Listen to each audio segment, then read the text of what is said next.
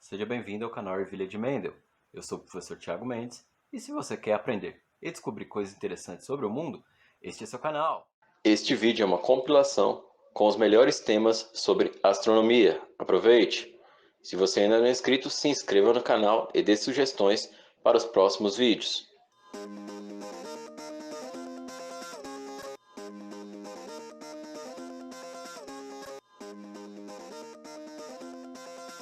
O que é uma órbita?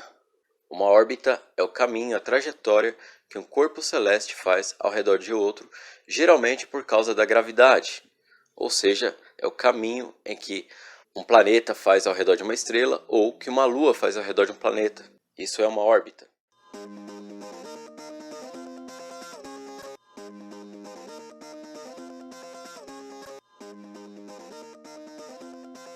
E no vídeo de hoje nós vamos falar sobre um homem que descobriu que a Terra era redonda. Isso em 250 anos antes de Cristo. Nessa época não existia nem mesmo uma calculadora. Vou te contar toda essa história agora. Mas primeiro, se você ainda não é inscrito, se inscreva no canal. É fácil, é rápido, é só clicar no botão abaixo e também ativa o sininho. Assim o YouTube te avisa toda vez que tiver vídeo novo no canal. Beleza? Vamos lá então. Qualquer livro de ciências que você abrir vai te falar que a Terra é redonda.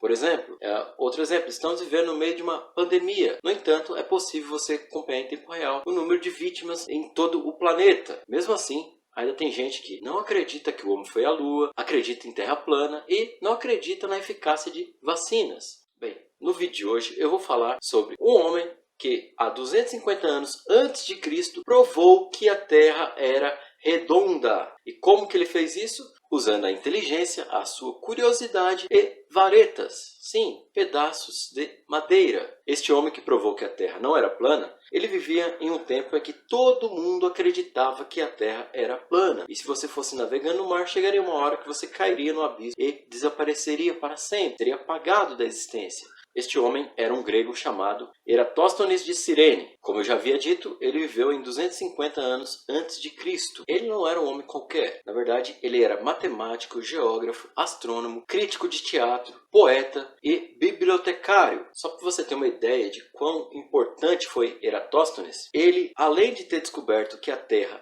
não era plana, que a Terra era redonda, ele também descobriu muitas coisas que usamos até hoje. Por exemplo, a distância entre a Lua e a Terra. Calculou o eixo de inclinação da Terra, que é de 23 graus.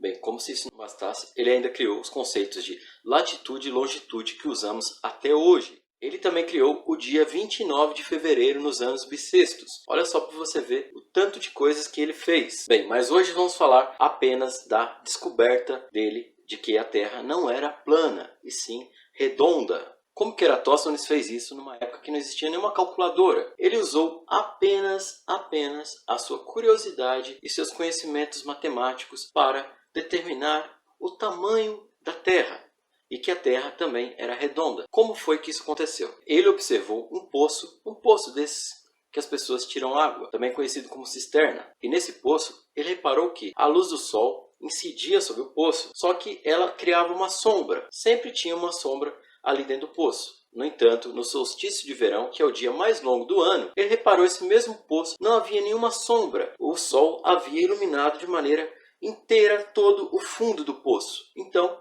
ele pensou, se a Terra é plana, o sol vai iluminar de maneira igual todo o planeta. Mas se a Terra não fosse plana, essa iluminação seria de maneira diferente. Então, no solstício de verão do ano seguinte, ele realizou uma experiência. Ele fincou uma vareta na cidade de Alexandria e outra na cidade de Siena. Ele percebeu que havia diferentes sombras nas cidades. Enquanto em uma cidade a sombra quase não existia, na outra cidade a sombra era maior e formava um ângulo. Então, ele resolveu medir este ângulo. Ele mediu o ângulo da sombra e chegou ao valor de 7,2 graus. Ao perceber que as sombras eram diferentes, ele havia provado ali que a Terra era redonda. Mas ele não parou por aí. Ele queria saber o tamanho da Terra. E como ele fez isso? Ele pegou o ângulo que ele havia descoberto, de 7,2 graus, e dividiu por um círculo. Um círculo tem 360 graus. Se você pegar 360 e dividir por 7,2, você vai chegar a 50. A distância entre a cidade de Alexandria e a cidade de Siena era de 5.000 estádios egípcios, que era a medida que eles usavam na época. Um estádio egípcio equivale a 157,5 metros. Então, o que ele fez? Ele pegou a distância entre as duas cidades de 5.000 estádios egípcios, multiplicou por 50 o número de ângulos e chegou ao resultado de 25.000. Depois ele pegou esses 25.000 e multiplicou pelo valor de um estádio egípcio em quilômetros. E ele chegou ao resultado de 39.375 quilômetros, a circunferência da Terra. Este valor é apenas 1,8% menor do que é considerado correto atualmente. Bom, e o nosso vídeo de hoje fica por aqui. E você, conhece alguma pessoa que acha que a Terra é plana? Deixa aqui embaixo nos comentários. E se você conhecer, manda este vídeo para essa pessoa. Quem sabe a gente não consegue fazer com que essa pessoa entenda que a Terra não é plana, é redonda. Ah, e se você não é inscrito, se inscreva no canal. Um abraço e até o próximo vídeo. Tchau!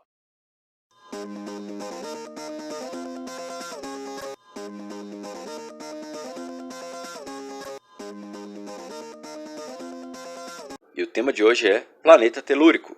O que é um planeta telúrico? Um planeta telúrico, ou planeta rochoso, é um planeta formado por rochas, assim como Mercúrio, Vênus, Terra e Marte. No sistema solar, eles estão mais próximos ao Sol. Além desses planetas, os planetas anões também são telúricos. Geralmente, os planetas telúricos são menores do que os planetas gasosos.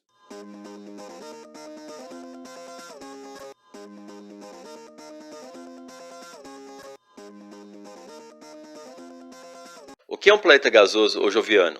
Um planeta gasoso ou joviano é um planeta formado essencialmente por gases.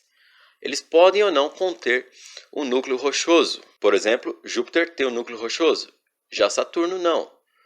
Então, em tese, você poderia atravessar Saturno de um polo a outro. No sistema solar, os planetas gasosos estão mais distantes do Sol, são mais frios e são maiores do que os planetas rochosos. E são eles, Júpiter, Saturno, Urano e Netuno.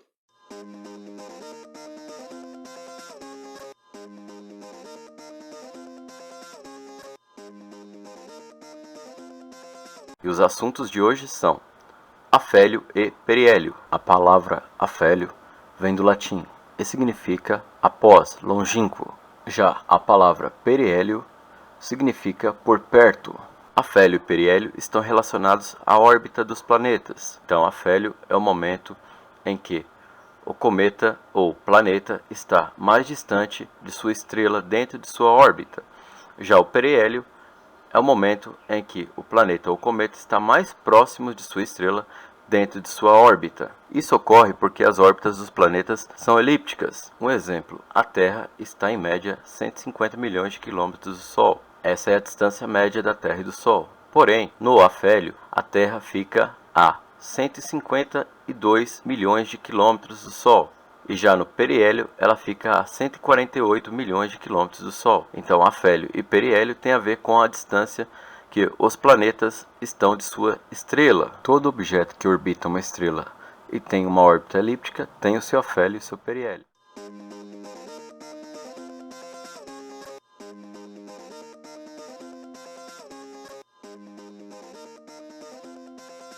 E o assunto de hoje é ano-luz. O que é um ano-luz? Um ano-luz é uma unidade de medida astronômica. Além dele, existe também a unidade astronômica e o parsec. Todas essas unidades foram feitas para que os cientistas pudessem medir distâncias enormes. Por exemplo, não faz sentido você medir a distância entre estrelas usando metros, nem mesmo quilômetros. Então, por isso foram criadas essas unidades. Vou explicar todas para vocês. Uma unidade astronômica é a distância média entre a Terra e o Sol, equivale a 150 milhões de quilômetros. Ela é usada principalmente para descrever distâncias das órbitas dos planetas do Sistema Solar. Então a Terra está a uma unidade astronômica de distância do Sol. Já Netuno está a 30 unidades astronômicas de distância do Sol. O ano-luz é a distância em que a luz percorre no vácuo do espaço no tempo de um ano terrestre. Lembrando vocês que nada é mais rápido que a luz. A velocidade da luz é 299.792.458 km por segundo. Então nada é mais rápido que a luz. Quantos metros equivalem um ano-luz? É um número enorme. Vamos lá então.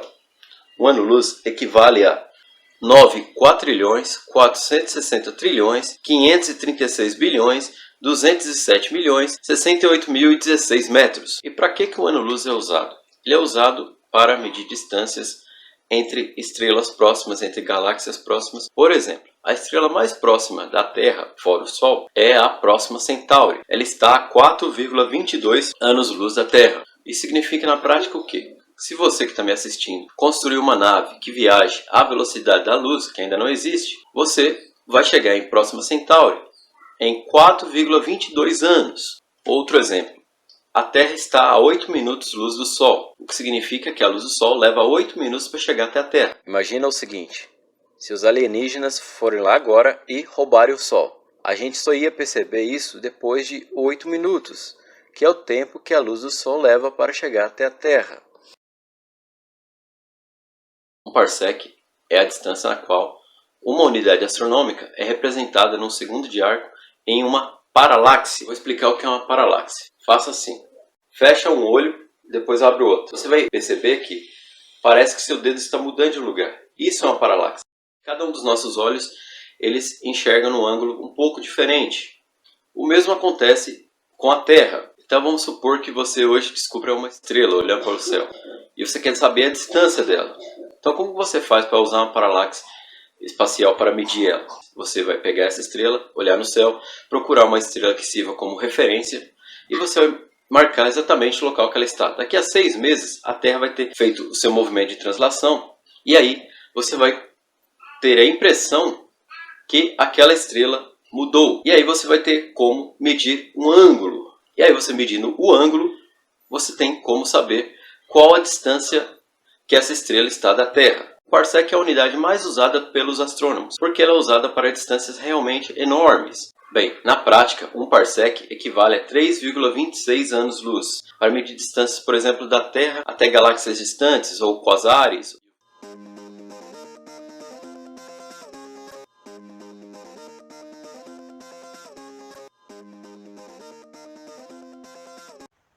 Albedo pode ser definido como a medida de quantidade de radiação solar refletida por um corpo ou uma superfície, sendo calculado como a razão entre a quantidade de radiação refletida e a quantidade de radiação recebida. O albedo varia de uma escala de 0 até 1, em que 0 seria a falta de brilho e 1 seria a reflexão total. O albedo depende de algumas características da superfície, como a cor, a textura e a umidade. Ele também varia de acordo com o ângulo da incidência solar. Quanto mais perpendicular for o ângulo entre o raio solar e a superfície, maior a tendência da radiação ser absorvida, e diminuindo assim o poder de reflexão, e consequentemente o albedo. Quanto mais reflexiva for a superfície, maior é o valor do albedo. Superfícies brancas, como a neve, refletem uma fração muito alta de radiação e possuem um albedo muito elevado. Já superfícies mais escuras, como a água, o asfalto, o carvão, absorvem muito da radiação, possuindo pequeno albedo. Simplificando, podemos dizer que o albedo é a capacidade que um corpo tem de refletir a luz. Pense o seguinte, um espelho, ele reflete toda a luz que incide sobre ele. Podemos dizer que ele tem um albedo total. Já um pedaço de carvão reflete pouquíssima luz. O seu albedo é praticamente nulo. Em astronomia, é bem comum ouvir falar em albedo quando falamos em planetas e outros corpos celestes.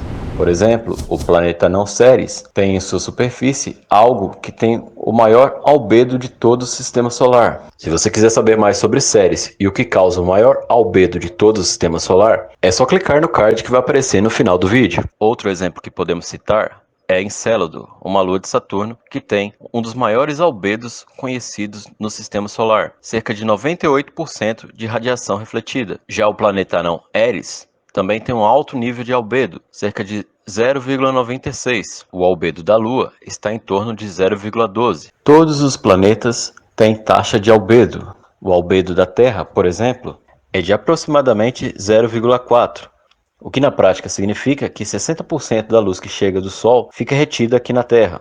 O albedo é muito importante para os astrônomos descobrirem novos planetas e exoplanetas, além de outros corpos celestes, porque quanto maior o albedo de algum corpo celeste, mais fácil é detectá-lo.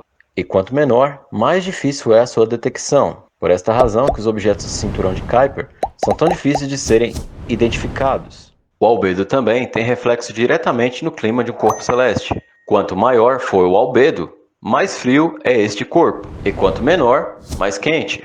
O albedo dos corpos celestes são usados pelos astrônomos para definir as suas propriedades. Por exemplo, se algum corpo celeste tiver um albedo muito elevado, pode indicar a presença de gelo. Já se o albedo for muito baixo, pode indicar a presença de compostos orgânicos. Então não se esqueça, o albedo pode ser entendido como a taxa de reflexão de um corpo ou de algo. E o vídeo de hoje fica por aqui. Se você gostou do vídeo, dê o like, se inscreva no canal e faça parte da comunidade do canal Ervilha de Mendel. Os inscritos no canal podem sugerir temas para os próximos vídeos.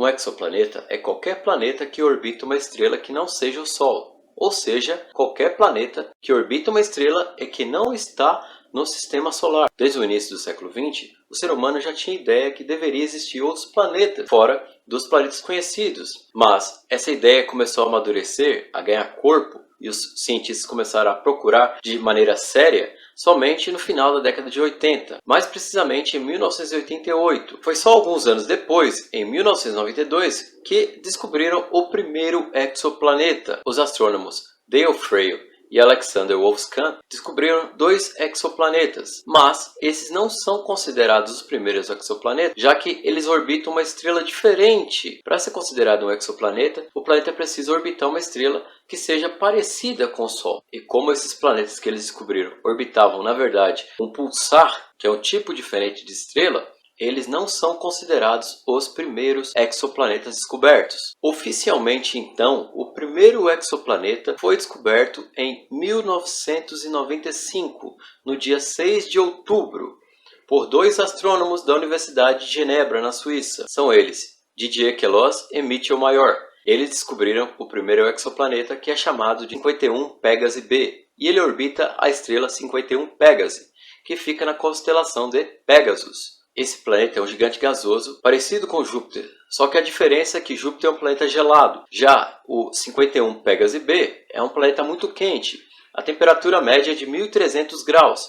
Isso porque ele está muito próximo à sua estrela 51 Pégase, tão próximo que ele leva apenas 4 dias para orbitar a estrela, ou seja, o ano 51 Pégase b dura apenas 4 dias terrestres. Desde a descoberta do primeiro exoplaneta, foram descobertos vários exoplanetas. Atualmente existem 4.165 exoplanetas catalogados e uns 2.000 planetas na espera para ser confirmado como um exoplaneta. Inclusive existem várias classificações de exoplanetas. Por exemplo, tem as superterras, que são exoplanetas parecidos com a Terra, mas com tamanho maior. Os Júpiteres quentes, temos planetas até formados de diamantes. Acredite, um planeta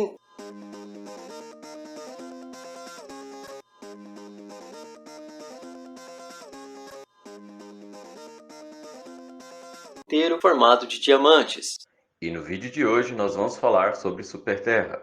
Mas primeiro, se você não é inscrito, se inscreva no canal. É fácil, é só clicar no botão inscreva-se abaixo. E também ative o sininho. Assim, o YouTube te avisa toda vez que tiver vídeo novo no canal. E não se esqueça daquele like, hein?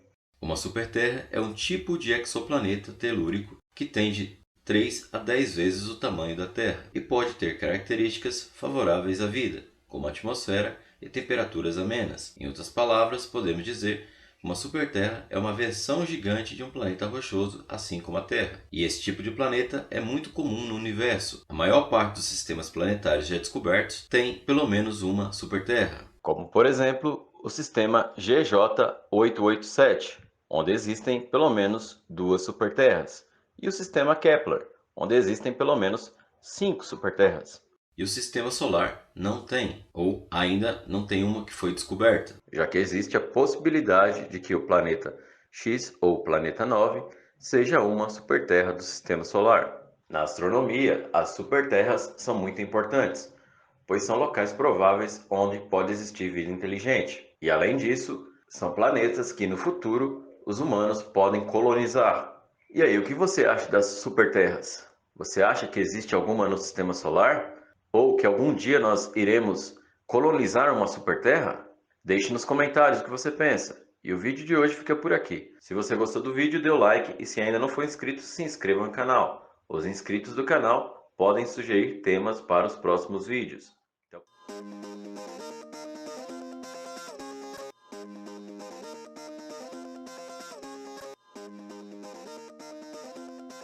próximo. Tchau. Você sabe o que é o planeta 9, o planeta X ou até mesmo o planeta Nibiru? Neste vídeo você vai descobrir tudo sobre este planeta. E ainda vou te explicar 8 razões pelas quais ele ainda não foi encontrado. Assista o vídeo até o final e descubra. E no vídeo de hoje nós vamos falar sobre o planeta 9 ou o planeta X ou até mesmo o planeta Nibiru. Mas primeiro, se você não é inscrito, se inscreva no canal. É fácil, é só clicar no botão inscrever-se abaixo e também ative o sininho. Assim, o YouTube te avisa toda vez que tiver vídeo novo no canal. E não se esqueça daquele like, hein? A história do planeta 9 começou em 2012, quando o astrônomo brasileiro Rodney Gomes, do Observatório Nacional, estava estudando os chamados KBOs, que são os objetos do cinturão de Kuiper, em inglês Kuiper Belt Objects. O cinturão de Kuiper é uma região no sistema solar que existe depois da órbita de Netuno e que abriga milhares de corpos celestes, como asteroides e os planetas anões Plutão, Haumea, Eris e Makemake, além de outros objetos menores. Se você quiser saber mais sobre o cinturão de Kuiper e sobre os planetas anões, é só acessar os links que estão na descrição deste vídeo. Quando estava analisando os dados dos KBOs, Rodney percebeu que alguns objetos apresentavam uma órbita estranha e concluiu que apenas a força gravitacional de algo grande e massivo, como um planeta, seria capaz de explicar as órbitas deles. Essa hipótese ganhou força em 2016, quando outros 2 astrônomos publicaram um artigo que mencionava esses objetos, que tinham a órbita estranha. Além disso, o artigo explicava como algo massivo estaria exercendo o papel de organizar a trajetória desses corpos menores. Esse assunto até hoje é polêmico na comunidade científica, já que o planeta 9 ainda não foi descoberto, enquanto as agências espaciais como a ESA e a NASA já admitiram a possibilidade de existência de um 9º planeta. Mas vale destacar que na descoberta de Netuno ocorreu algo parecido, já que ele foi descoberto por causar influência na órbita de Urano. E através de cálculos matemáticos, os astrônomos previram o local aproximado em que o planeta deveria estar. E anos depois é que ele foi realmente encontrado. Segundo os astrônomos, o planeta 9 teria 10 vezes mais massa que a Terra, estando a cerca de 10 a 20 vezes mais distante que Plutão. Mas afinal, quais são as características deste planeta 9? Na época em que sua existência foi proposta, os astrônomos acreditavam que este planeta poderia ser um gigante gasoso, assim como Netuno ou Urano. Mas essa teoria perdeu força, pois as chances de um planeta desse tamanho se formar em uma região tão distante do sistema solar são mínimas. Outra teoria diz que o planeta 9 é uma superterra. Uma superterra é um tipo de exoplaneta telúrico que tem de 3 a 10 vezes o tamanho da Terra e pode ter características favoráveis à vida, como atmosfera e temperaturas amenas. Em outras palavras, podemos dizer uma superterra é uma versão gigante de um planeta rochoso, assim como a Terra. E esse tipo de planeta é muito comum no universo. A maior parte dos sistemas planetários já descobertos tem pelo menos uma superterra. E o sistema solar não tem, ou ainda não tem uma que foi descoberta. E por esta razão, os astrônomos acreditavam que o planeta 9 poderia ser uma superterra do sistema solar. Outra teoria fala que o planeta 9, na verdade, não é um planeta. Ele seria um monte de objetos menores, como pedaços de rochas, partículas, poeira e gelo, que estariam aglomerados no mesmo local e exerceriam a força gravitacional semelhante à de uma superterra, para exercer tamanha força gravitacional sobre os demais objetos da região. Outra teoria diz que o planeta 9, na verdade, é um buraco negro primordial. Um buraco negro primordial é um objeto hipotético que seria um buraco negro muito pequeno e antigo. Esse pequeno buraco negro, do tamanho aproximado de uma bola de tênis, teria se formado por consequências de flutuações da densidade que aconteceram no início do universo, um pouco depois do Big Bang. Já os que gostam de uma conspiração dizem que o planeta 9 é, na verdade, o lendário planeta Nibiru. Segundo o mito, ele estaria em rota de colisão com a Terra e seria responsável pelo fim do mundo. Mas, afinal, se o planeta 9 existe, por que ainda não foi encontrado? E para responder essa pergunta, eu tenho 8 respostas. A primeira é a distância. O sistema solar é enorme e o planeta 9 estaria nos confins do cinturão de Kuiper, a uma distância orbital de mais de 600 unidades astronômicas. Uma unidade astronômica é equivalente à distância média entre a Terra e o Sol, e o planeta 9 estaria de 10 a 20 vezes mais distante que Plutão, portanto, muito longe. Segunda razão pela qual ele pode ainda não ter sido encontrado é sua órbita, pois, diferentemente do que a maioria das pessoas pensam, as órbitas dos corpos celestes em torno das estrelas não são círculos ou elipses perfeitas. Elas apresentam muitas variações, tanto em sua trajetória quanto no seu eixo de inclinação. Além disso, quanto mais distante do Sol, mais tempo o planeta demora para completar a sua órbita, podendo demorar milhares de anos, o que atrapalha e muito sua observação. A terceira razão pela qual ele ainda não foi encontrado pode ser o material do que o planeta é formado e a falta de albedo. O albedo, basicamente, é o quanto de luz determinado corpo reflete. Se você quiser saber mais sobre albedo, assista ao vídeo que eu vou colocar na descrição abaixo. A intensidade da luz do Sol enfraquece de acordo com a distância. Então, a luz refletida por um corpo celeste no sistema solar é cerca de 4 vezes mais fraca do que a luz recebida por ele. Além disso, outros fatores, como os elementos que compõem o planeta, fazem toda a diferença. Segundo os astrônomos, o planeta 9 seria 160 mil vezes mais escuro que Netuno, e sua superfície seria mais escura do que carvão, o que o tornaria praticamente invisível. Outra razão pela qual o planeta 9 ainda não foi encontrado é a tecnologia. Muitas pessoas podem pensar como que os astrônomos conseguem detectar sistemas planetários e até galáxias muito distantes, mas não conseguem encontrar um planeta maior que a Terra dentro do próprio sistema solar. Telescópios como o Hubble registram imagens de galáxias extremamente distantes, com detalhes incríveis, mas quando se trata de objetos que estejam mais próximos, a incapacidade de fotografar com nitidez é algo gritante. Por exemplo, veja essa fotografia de Plutão feita pelo Hubble, e agora compare com esta feita pela sonda New Horizons. Isso ocorre pois as galáxias são muito maiores que os planetas. Algumas têm milhões de anos-luz de tamanho, e apesar de estarem muito distantes, o seu tamanho faz com que, proporcionalmente, elas se tornem maiores quando comparamos com os planetas. Algo semelhante acontecia na publicidade, quando as câmeras de alta definição ainda não existiam. Para tirar uma foto com muitos detalhes, por exemplo de um hambúrguer, era feito um modelo muito maior do que o tamanho normal. Este modelo era fotografado com uma câmera bem próxima. Assim, o resultado final era uma foto com muita nitidez e rica em detalhes. Além disso, para utilizar o Hubble para encontrar um planeta, por exemplo, seria necessário saber para onde apontar o telescópio com exatidão.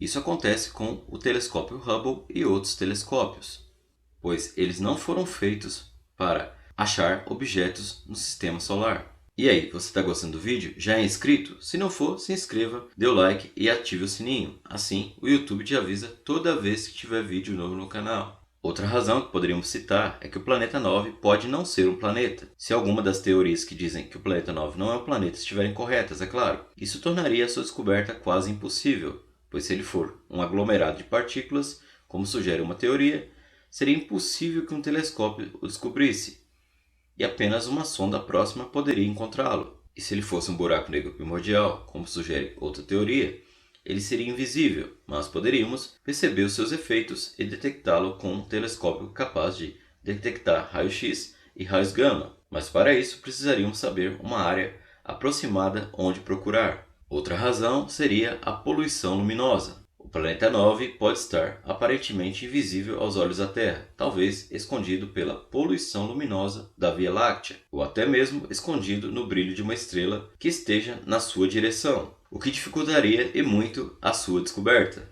A sétima razão pela qual ele ainda não foi descoberto é que ele pode ser algo novo, ou uma estrutura não natural. Se o planeta 9 for algo que ainda não conhecemos ou ser formado por algum tipo de matéria nova para a ciência, não conseguiríamos detectá-lo. E ele também poderia ser uma estrutura não natural, por exemplo, algo feito por uma civilização alienígena, ou até mesmo uma nave dotada de tecnologia muito avançada. Assim, nós também não conseguiríamos encontrá-lo. E por último, mas não menos importante, devemos considerar a possibilidade de que o planeta 9 na verdade não existe. Existe uma possibilidade de 0,4% de chances que o planeta 9 não exista e que as perturbações orbitais naquela área sejam formadas pelo acaso. Pessoalmente, eu acredito na existência do planeta 9 e também acredito que vamos encontrá-lo em breve, já que em 2023 será finalizado o maior telescópio já construído pelo ser humano. Trata-se do LSST, Large Synoptic Survey Telescope. Esse telescópio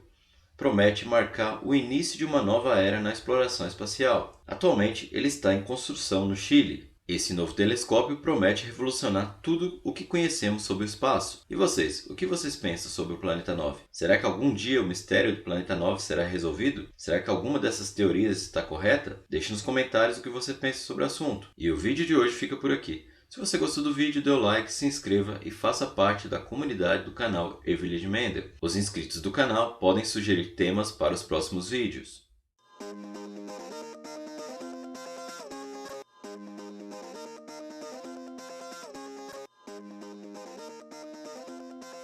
E no vídeo de hoje nós vamos falar sobre lixo, mas não é qualquer lixo, é o lixo espacial. Mas primeiro, se você ainda não é inscrito, se inscreva no canal. É só clicar no botão abaixo.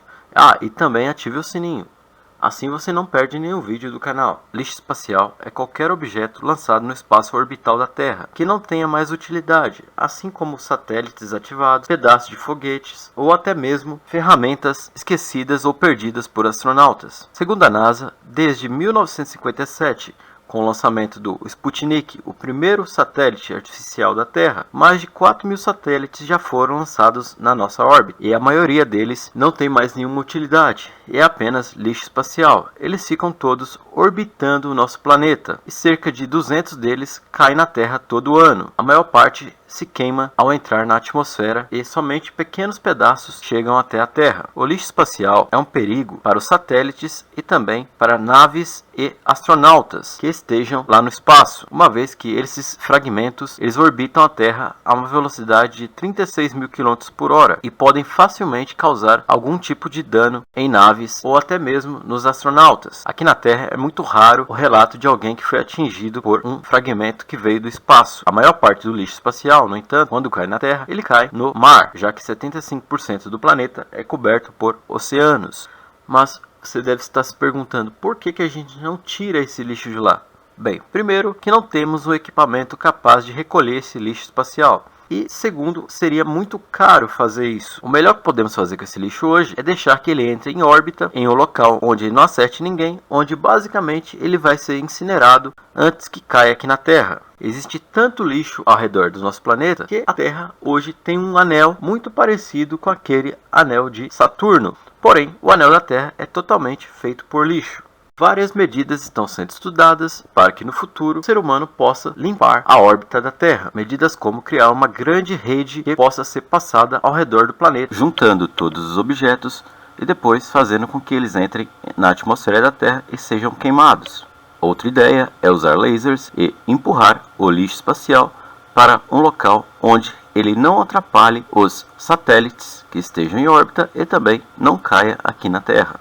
Mas isso seria algo muito caro e nos dias de hoje é impensável. Muitos cientistas defendem também que para encontrar vida em outros planetas, o ser humano precisa procurar apenas por lixo espacial, já que se aqui na Terra nós temos muito lixo espacial e temos satélites ao redor do nosso planeta, faz sentido você pensar que em uma civilização alienígena algo parecido possa ocorrer. Me diz aí, o que você pensa? Você acha que nós podemos encontrar civilizações alienígenas procurando lixo? Deixa aí nos comentários. Bom, isso é tudo por hoje. Não se esqueça de dar o like, hein? Curta também a nossa página no Instagram, no Twitter e no Facebook. Os links estão abaixo. Um abraço e tchau!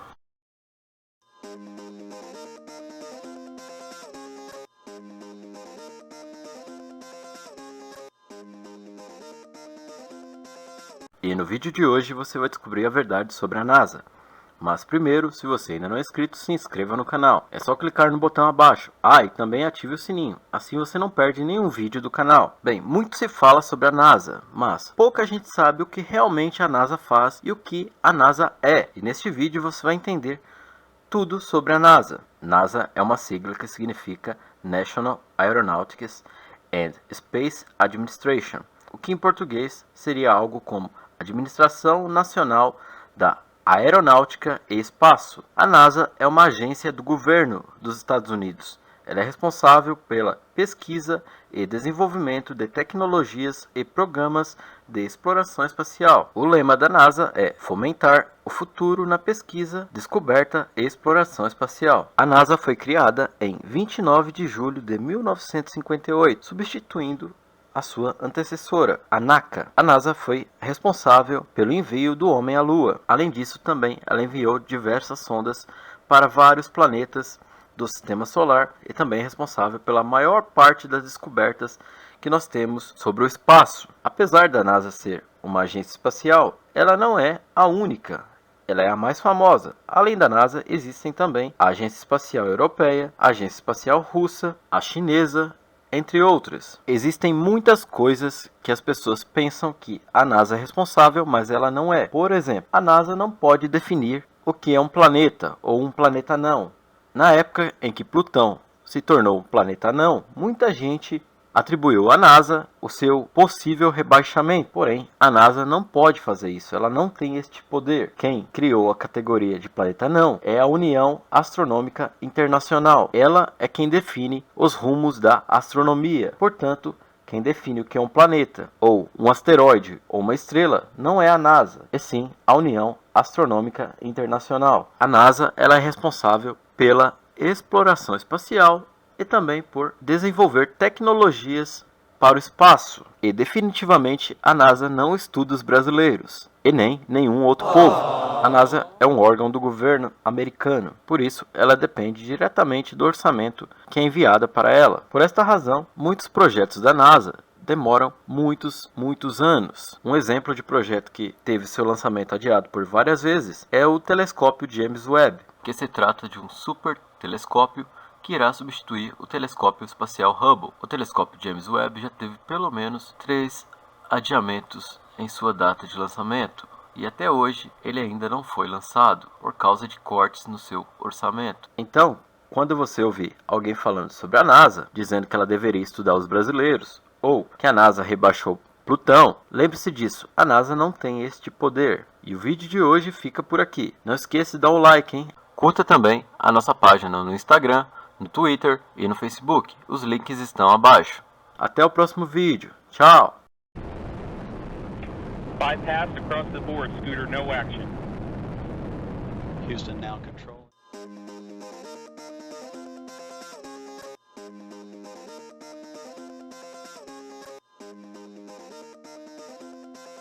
E no vídeo de hoje você vai entender por que Plutão deixou de ser um planeta e agora é um dos planetas anões. Mas primeiro, se você ainda não é inscrito, se inscreva no canal. É fácil, é só clicar no botão vermelho abaixo. E também ative o sininho, assim o YouTube te avisa toda vez que tiver vídeo novo no canal. E não se esqueça daquele like, hein? Bem, você com certeza já ouviu falar em Plutão. Até o ano de 2006, Plutão era considerado o 9º planeta do Sistema Solar. Ou também já ouviu falar que ele foi rebaixado. Mas, diferente de alguns times de futebol, Plutão nunca foi rebaixado. Ele foi apenas reclassificado. E eu vou te contar toda essa história agora. Mas para você entender essa história, primeiro você tem que saber duas coisas. O que é um planeta e quem decide o que é um planeta. Bem, para que um corpo celeste seja considerado um planeta, ele precisa seguir alguns requisitos, como ter massa suficiente para ter gravidade própria, não possuir luz própria, ter formato esférico, orbitar uma estrela e ter uma órbita livre. Bom, quem define o que é um planeta, o que é uma estrela, o que é um cometa, um asteroide ou qualquer corpo celeste, ao contrário do que muitos pensam, não é a NASA, e sim a UAI, União Astronômica Internacional, que é uma sociedade científica internacional, que é quem dita as regras do jogo quando o assunto é astronomia. Se você quiser saber mais sobre a UAI e também sobre a NASA, clique no card que vai aparecer na sua tela agora e aí você pode assistir o vídeo que explica exatamente o que elas fazem. Os planetas anões, eles não conseguem atender o último requisito para se tornar um planeta. Eles não têm a órbita livre. Isso significa que ele divide sua órbita com asteroides e outros corpos celestes menores, diferentes dos planetas que têm a órbita livre ao redor do Sol. Essa é a maior diferença entre um planeta e um planeta anão. A Apesar de ter deixado de ser um planeta em 2006, a história da reclassificação de Plutão começa bem antes. Em 1801, o astrônomo italiano Giuseppe Piazzi descobriu um planeta no cinturão de asteroides. Ele nomeou o planeta de Ceres, a deusa da agricultura. Na época da descoberta, todos pensavam que Ceres fosse do tamanho ou até maior que a Terra, mas depois, quando a tecnologia foi evoluindo e os telescópios foram ficando melhores, foi descoberto que, na verdade, Ceres era menor que a Lua. Então, Ceres foi reclassificado de planeta para asteroide. E na década de 90, muitos corpos celestes parecidos com Plutão e Ceres foram descobertos no Sistema Solar. E desde então, a classificação de Plutão como planeta começou a ser questionada. E no ano de 2005 foi descoberto no cinturão de Kuiper um outro corpo celeste, muito parecido com Plutão, porém maior. Para ser mais exato, 27% maior. Esse novo corpo celeste encontrado no cinturão de Kuiper trouxe a discórdia entre os astrônomos e fez reacender a discussão se Plutão era ou não um planeta. E por esta razão, este corpo celeste foi batizado de Eris, a deusa romana da discórdia. Hoje nós sabemos que Eris, na verdade, é um pouco menor que Plutão.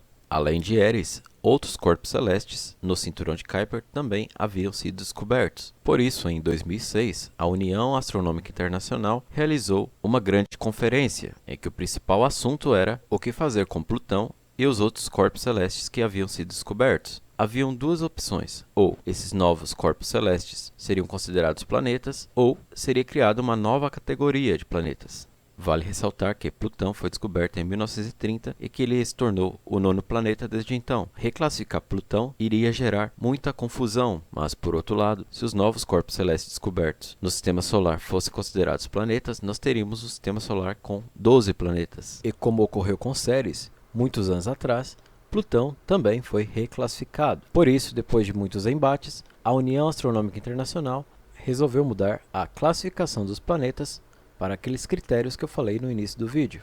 Com isso, Plutão deixou de ser planeta e se tornou um planeta anão, estreando assim a nova categoria. Além de Plutão, Ceres e Eris também foram considerados planetas anões, Haumea e Makemake. Além desses corpos celestes considerados planetas anões, nas regiões do cinturão de Kuiper e no cinturão de asteroides, podem existir outros corpos celestes que no futuro poderão também ser considerados planetas anões. E para manter a tradição do Sistema Solar, todos eles têm nomes de divindades, sejam elas romanas, gregas, havaianas ou até Rapa Nui. E essa foi a história da reclassificação de Plutão e do surgimento dos planetas anões. Se você gostou do vídeo, dê o like e se inscreva no canal para mais vídeos como este. Um abraço.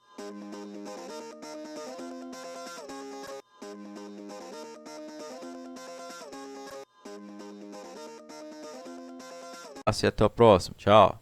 E no vídeo de hoje nós vamos falar sobre a descoberta de fosfina em Vênus e o que isso significa. Mas primeiro, se você ainda não é inscrito, se inscreva no canal. É fácil, é só clicar no botão vermelho abaixo e também ative o sininho. Assim o YouTube te avisa toda vez que tiver vídeo novo no canal. Bem, a fosfina é uma molécula composta de um átomo de fósforo e 3 átomos de hidrogênio. Na Terra, a fosfina está associada à vida. Ela é produzida por micro-organismos que vivem em locais com pouco oxigênio, como pântanos ou então dentro de outros seres.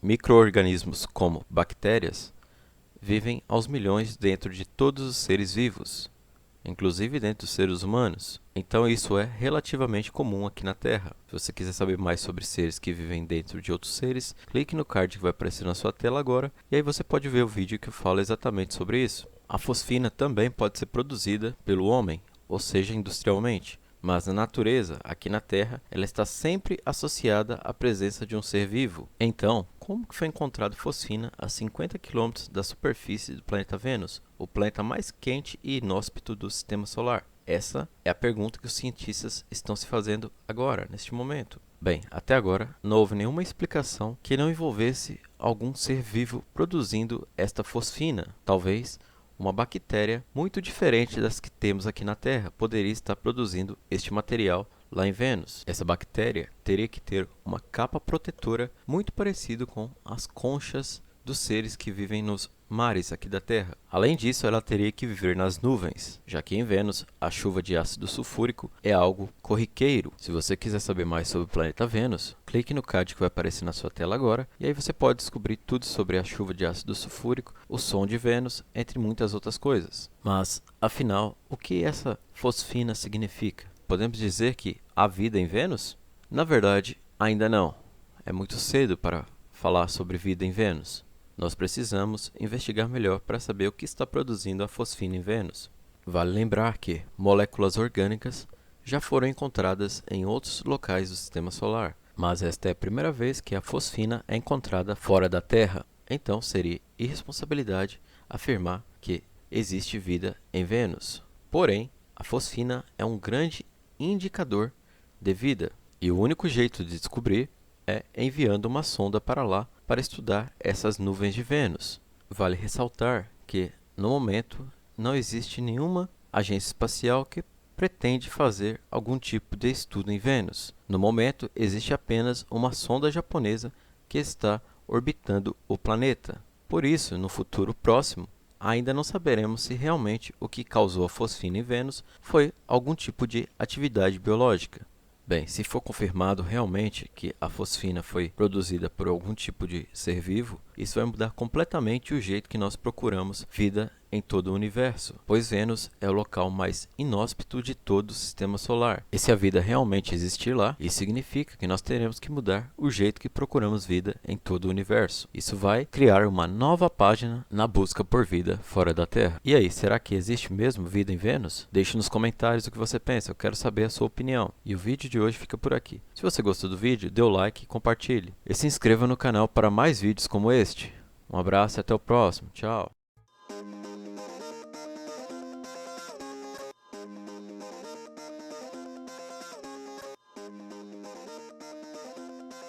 E no vídeo de hoje nós vamos falar sobre a Lua, este que é o corpo celeste mais próximo do planeta Terra e também o único corpo celeste que o ser humano já visitou. Falaremos também sobre os mitos, as fases da Lua e por que nós sempre vemos o mesmo lado da Lua aqui da Terra. Tudo isso e muito mais. A Lua é o corpo celeste mais próximo da Terra. Antigamente, a maior parte dos conhecimentos sobre a Lua eram cercados de mistérios e histórias populares, muitas dessas passadas de geração em geração. Como, por exemplo, a história que se você cortar o cabelo em determinada lua, seu cabelo vai crescer mais. Ou você tem que esperar a lua certa para poder pescar. Se você for numa lua errada, você não consegue pegar peixe. Além desses contos populares, existem muitos outros, que falam sobre o nascimento de bebês, plantações e muitas outras coisas. Essas histórias, apesar de não ter comprovação científica, são levadas muito a sério pelas pessoas que as contam. Entre todos os corpos celestes do universo, a Lua é o único onde o ser humano já esteve. Outros corpos celestes já foram visitados pelo ser humano, porém por meio de sondas e expedições não tripuladas, como é o caso dos planetas Vênus e Marte. Se você quiser saber mais sobre a corrida espacial e sobre a chegada do homem à Lua, é só assistir o vídeo que eu vou deixar na descrição e também na tela final deste vídeo. Lá eu explico exatamente quais foram os primeiros passos que fizeram com que o ser humano pudesse ir à Lua. Desde o início dos tempos, quando o ser humano ainda vivia em cavernas, a Lua já era apreciada. Por esta razão, existem diversos mitos e lendas sobre a Lua. Na mitologia grega, por exemplo, a Lua está relacionada a Selene, a deusa que inicia uma jornada logo depois que seu irmão Hélio, o deus Sol, ter retornado à Terra. Segundo esse mito, enquanto a noite cai sobre a Terra, Selene ilumina com o brilho de sua cabeça e de sua coroa, enquanto viaja pelo céu. Uma lenda europeia que é mundialmente conhecida é a lenda do lobisomem, também relacionada com a Lua. No Brasil, existem vários mitos indígenas relacionados à Lua. Por exemplo, na cultura tupi-guarani, a Lua é chamada de Jaci, a guardiã das noites. Ela é relacionada ao amor e à reprodução. Já na tradição tupinambá, ela é chamada de Jaceí, que significa mês. Outra lenda da cultura indígena muito conhecida aqui no Brasil retrata a lua como um deus que costumava levar jovens e transformá-las em estrelas. E uma guerreira, Nayá, tinha uma obsessão por este deus. Certa noite, ela viu o reflexo da lua em um lago, então ela foi e resolveu entrar na água para alcançar o deus Lua, mas acabou morrendo afogada. Então, o deus Lua ficou sensibilizado com o acontecimento e transformou Nayá na Vitória Régia, a planta típica da Amazônia, que floresce apenas à noite. Já na tradição cristã brasileira, São Jorge é relacionado com a lua. Segundo a lenda, ele teria matado um dragão para salvar a sua filha, que foi dada como sacrifício para o monstro por um rei. De acordo com essas crenças, o santo guerreiro mora na Lua e seria possível identificar pelo desenho que as crateras lunares formam um guerreiro montado em seu cavalo branco com uma lança lutando contra um dragão. Todos esses mitos fazem com que a Lua seja um dos corpos celestes mais admirados em todo o planeta. No entanto, a Lua é apenas um satélite natural. Um satélite natural é um corpo celeste sem luz própria e que orbita um planeta ou um corpo de dimensões maiores que a dele. A Lua é o satélite natural da Terra, pois ela orbita o nosso planeta. E ao contrário da maioria dos satélites naturais dos outros planetas, a Lua tem uma origem peculiar. Enquanto a maioria dos satélites são capturados pela gravidade dos planetas, por exemplo, se um asteroide passar muito próximo ao campo gravitacional de Júpiter, ele vai ser capturado e vai se tornar mais uma lua de Júpiter. A Lua da Terra é muito grande em relação à proporção dos planetas e de suas luas, quando comparamos a Lua da Terra com outras luas do Sistema Solar. Existem várias teorias que tentam explicar a origem da Lua. No entanto, a teoria mais aceita é a teoria do grande impacto. Segundo essa teoria, um planeta gêmeo da Terra, do tamanho de Marte, esse planeta chamado de Theia, que na mitologia grega é a mãe da Lua, teria se chocado com o planeta Terra com uma força enorme. O choque foi tão forte que a Terra se tornou um mar de lava. O mesmo aconteceu com o que sobrou do planeta Theia. Além disso, os detritos deste impacto teriam formado a Lua e criado verdadeiros oceanos de lava na Lua e provavelmente resultaram em uma chuva de lava por centenas de anos. Tanto a Lua quanto o Sol exercem uma força de atração gravitacional sobre a Terra. Essas forças afetam todos os corpos que compõem a Terra ou que estão sobre ela, inclusive nós. Além disso, faz com que os oceanos criem uma pequena protuberância em relação ao Sol e à Lua. Juntamente com isso, o movimento da Terra em órbita ao Sol faz com que forme uma protuberância do lado oposto ao Sol. Imagine o seguinte: quando um carro faz uma curva, você se sente empurrado para o outro lado da curva. É mais ou menos assim que ocorre. Além disso, a rotação da Terra faz com que essa protuberância se forme 2 vezes por dia, causando as marés altas e as marés baixas. Se a Lua não existisse, este movimento de maré alta e maré baixa praticamente também não existiria, ou seria imperceptível. Daqui da Terra, vemos sempre o mesmo lado da Lua. Isso ocorre por causa da rotação sincronizada. Na rotação sincronizada, a combinação exata da distância da Lua para a Terra e da gravidade terrestre, além das forças das marés, que faz com que a Lua gire em torno de si própria na mesma velocidade em que orbita o nosso planeta. Desse modo, a Lua fica sempre virada com a mesma face para a Terra, enquanto a outra face fica sempre oculta para nós. A rotação sincronizada é muito comum no universo e pode ocorrer entre planetas e seus satélites, ou também entre as estrelas e seus planetas. Por exemplo, aqui no Sistema Solar, Plutão e sua lua Caronte apresentam a rotação sincronizada. Outro exemplo que podemos citar é do sistema Kepler, em que os exoplanetas giram em rotação sincronizada com a estrela. A face da Lua, que não podemos ver, é conhecido como face oculta ou lado escuro da Lua, embora o correto é falar lado afastado. E as primeiras imagens desse lado afastado da Lua foram feitas em 1959 pela sonda soviética Luna 3. Em 1968, a missão Apollo 8 explorou o lado escuro da Lua, mas foi só neste século que o lado escuro passou a ser mais estudado. A China enviou a missão Chang'e 4 para estudar minuciosamente o lado escuro da Lua. E ela tem enviado dados importantes para a Terra. E é no lado escuro da Lua que se encontra uma enorme cratera, com 180 km de largura. Ela é chamada de cratera Von Karman. Essa cratera é tão grande que tem cerca de 1/4 de toda a circunferência lunar. Só para ficar bem claro, os dois lados da Lua recebem luz solar, e a Lua possui o movimento de rotação.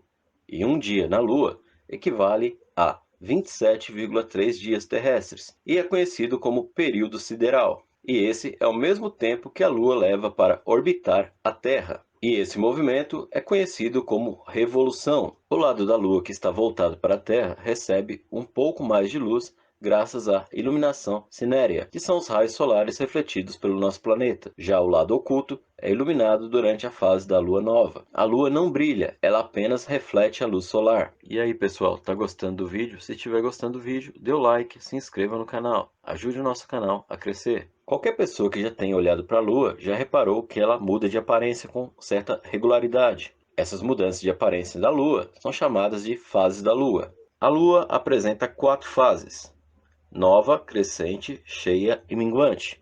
E cada uma dessas fases dura entre 7 e 8 dias. Durante a fase da lua nova, não conseguimos observar a lua, pois ela está posicionada entre o Sol e a Terra, e por isso não a vemos neste momento. Nesta fase, a lua está no céu durante o dia, nascendo por volta das 6 horas da manhã e se pondo por volta das 6 horas da tarde.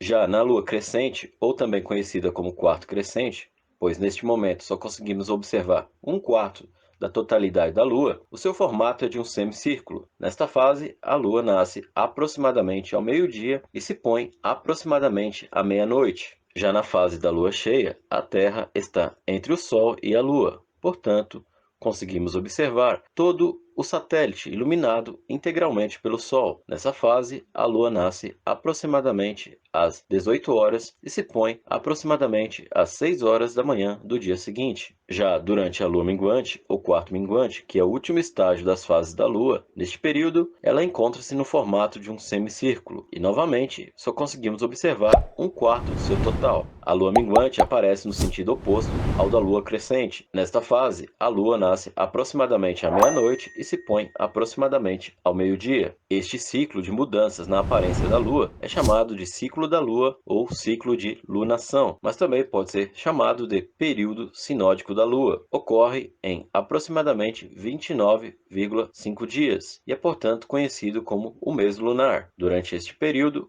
as 4 fases da Lua ocorrem.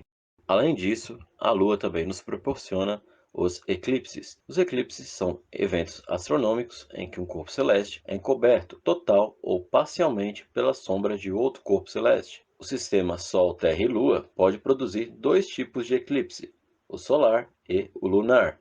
Um eclipse solar ocorre quando a Lua está posicionada entre o Sol e a Terra. Durante essa posição, a Lua projeta sua sombra sobre a Terra. Um eclipse solar ele só ocorre quando a Lua está na fase nova. Já um eclipse lunar ocorre quando a Terra está entre o Sol e a Lua. Desse modo, a sombra do planeta cobre totalmente ou parcialmente a Lua. O eclipse da Lua ocorre pelo menos 2 vezes ao ano, sempre na fase da Lua cheia. A sombra da Lua sobre a Terra projeta 2 regiões. Elas são chamadas de umbra e penumbra. Na umbra, a região formada pela ausência da luz, onde não há iluminação direta do Sol. Já a penumbra é uma região de escuridão parcial, onde apenas uma parte recebe a iluminação solar, enquanto outra parte é bloqueada. A Lua sempre chamou a atenção de todos aqui na Terra, seja pela sua beleza, pela sua influência, ou mesmo pela sua proximidade com o nosso planeta. E por isso, ela sempre foi e sempre será muito importante nas mais diversas culturas que vivem na Terra. E o vídeo de hoje fica por aqui. Se você gostou do vídeo, dê o like, se inscreva no canal e faça parte da comunidade do canal Village Mender. Os inscritos podem sugerir temas para os próximos vídeos.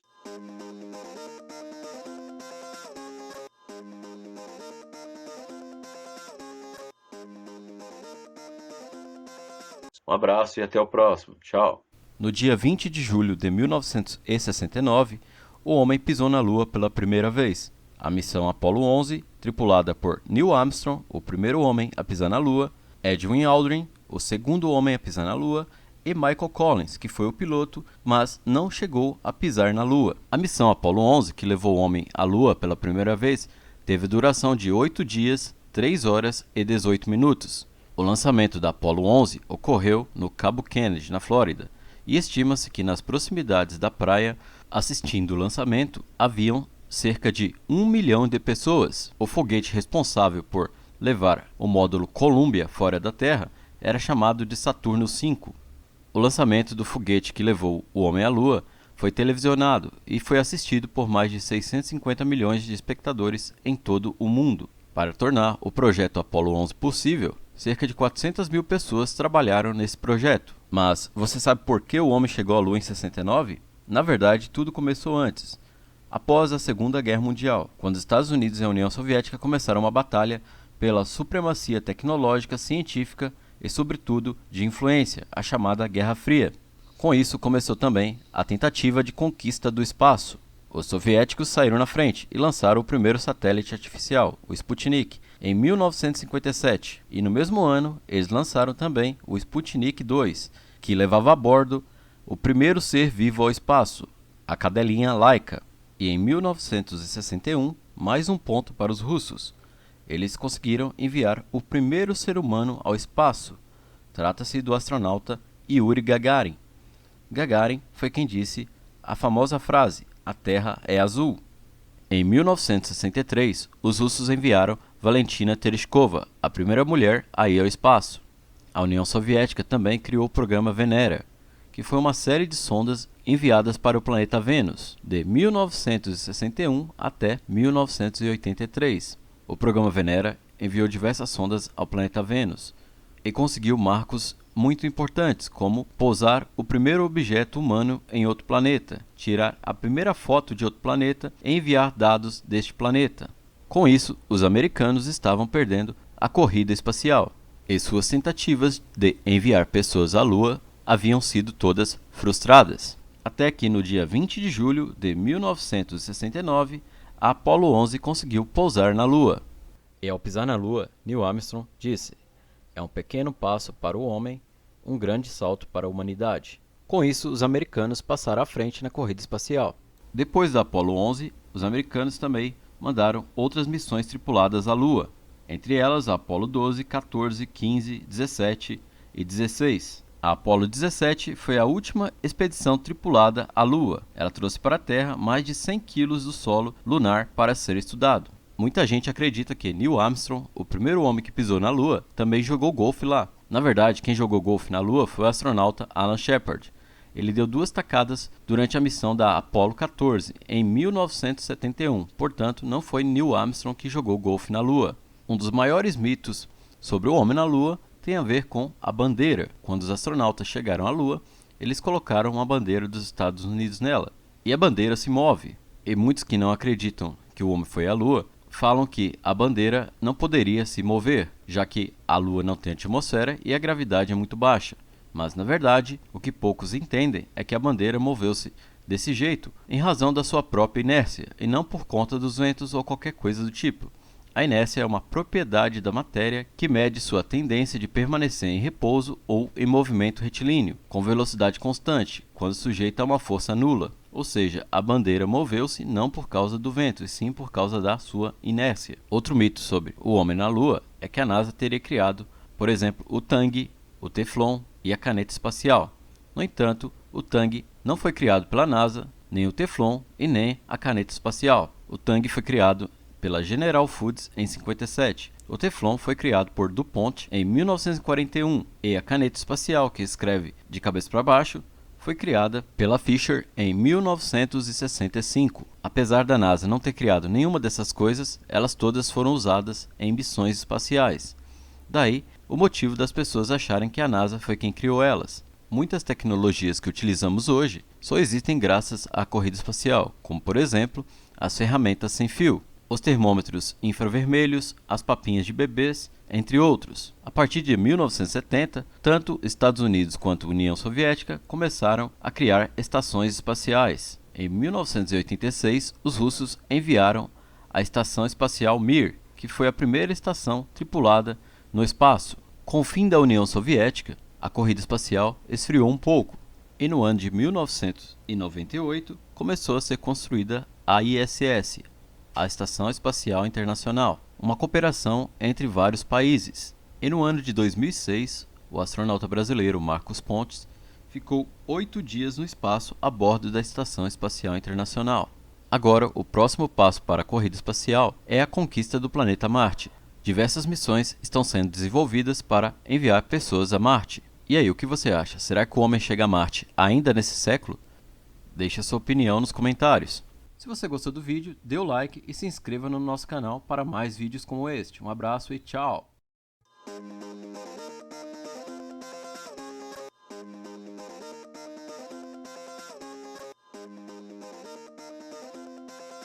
E no vídeo de hoje vamos falar sobre os movimentos realizados pelo planeta Terra. Mas primeiro, se você ainda não é inscrito, se inscreva no canal.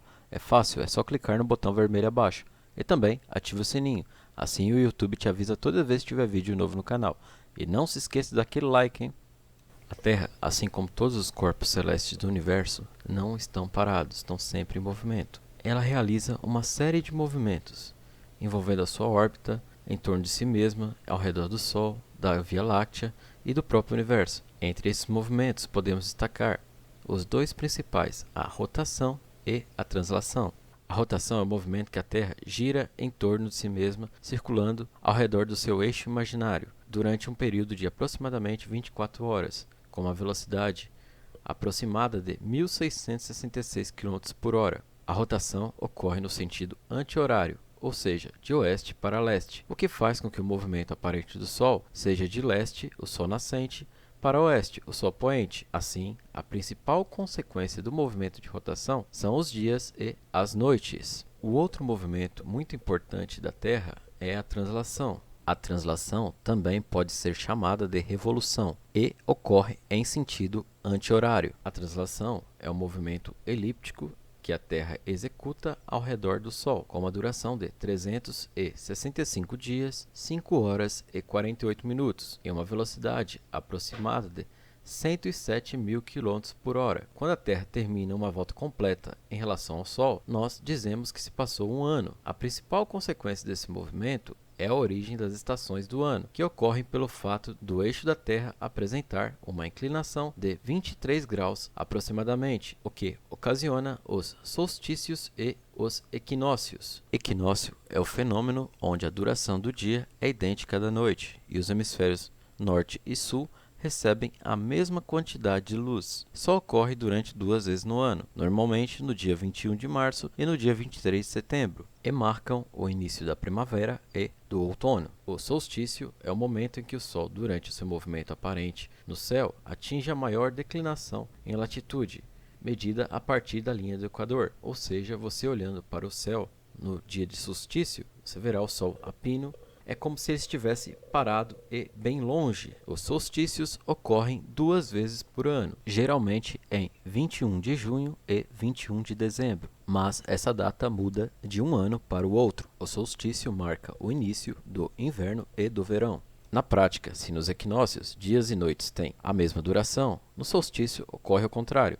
Os dias são maiores, com noites menores, ou as noites são maiores, com dias menores, dependendo de que hemisfério você está. No total, o planeta Terra possui 14 movimentos. São eles a rotação, a translação, a precessão, a nutação, o deslocamento do periélio, a obliquidade eclíptica, a variação da excentricidade da órbita, o movimento de centro de massa Terra-Lua, o movimento em torno do centro de massa do Sistema Solar, o movimento das marés, perturbações planetárias, movimento helicoidal, rotação junto com a galáxia e translação junto com a galáxia. E isso foi tudo por hoje. Nos siga nas redes sociais, os links estão abaixo. Até o próximo. E o vídeo de hoje fica por aqui. Se você gostou do vídeo, dê o like, se inscreva no canal e faça parte da comunidade do canal Ervilha de Mendel.